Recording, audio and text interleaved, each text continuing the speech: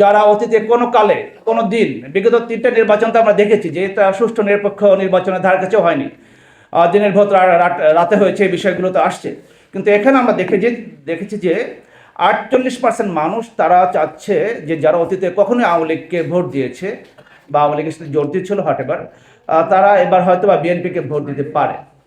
But বাকি 52% মানুষ, মানে আওয়ামী লীগের যারা যারা আওয়ামী লীগের সমর্থক আওয়ামী লীগকে ভোট দিয়েছে, মেজরিটি পার্সেন্ট মানুষ কাকে ভোট দিবে এটা কিন্তু এখনো কিন্তু এনশিওর হয়নি, নিশ্চিত না।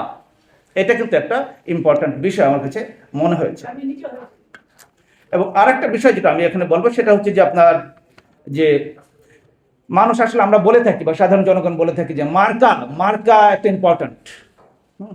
আগে ছিল ধানের শীষ, নৌকা, এখন নৌকা নেয়, সেখানে দাঁড়িপাল্লা চলে আসে, দাঁড়িপাল্লা আগেও ছিল, বাট মার্কা একটা ইম্পর্ট্যান্ট ফ্যাক্টর। বাট আমরা এখানে দেখেছি বা এই জরিপে দেখানো হয়েছে সেটা হচ্ছে দুটোই কিন্তু একটা ইম্পর্ট্যান্ট, মার্কা এবং প্রার্থী।